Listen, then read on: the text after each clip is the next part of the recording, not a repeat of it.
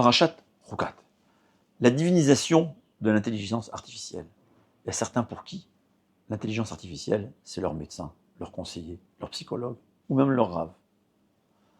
Mais est-ce qu'on a le droit de diviniser quelque chose? Est-ce qu'on a le droit de diviniser un être humain? Moshe Rabbeinu.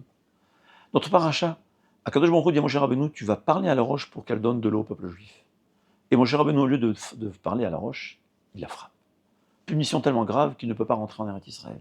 Si Moshe Rabbeinu rentrait en Eretz Israël, il aurait conquis la terre rapidement, le Mashiach serait venu.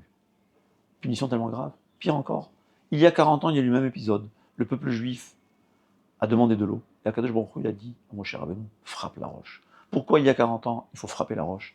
Et là, il faut parler la roche. Dis-leur, Saméach, il y a deux sortes de miracles. Il y a le miracle qui vient de la force du tzaddik. Frapper la roche, c'est la puissance qu'Akadosh Baruch Hu a donnée à un tzaddik. Parler à la roche, c'était quoi? Quelle parole il aurait dit?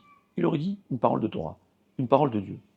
Dis-leur, Saméach, Moshe Rabbeinu doit faire rentrer le peuple juif en Eretz Israël et faire reproduire les miracles qu'il y a eu à la sortie d'Égypte.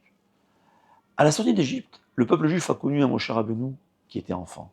Ils ont vu comment il a grandi. On se rappelle de lui quand il s'amusait dans la rue. Mais là, âgé, tout le peuple juif ne connaît qu'un Moshe Rabbeinu, un ange. Il y avait un risque de divinisation.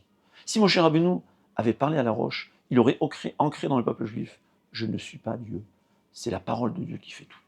Mais comme il a frappé, il y avait un risque de divinisation. Ça, il faut savoir. Dans le judaïsme, on n'a aucun droit de diviniser quelqu'un. On n'a pas le droit de prier à un rave. On n'a pas le droit d'être au service d'un rave. On a une obligation de le respecter. Parce qu'un rave, c'est celui qui va me conseiller. C'est le tuyau qui va me conduire vers Hachem. Mais pas plus. Kol Tov.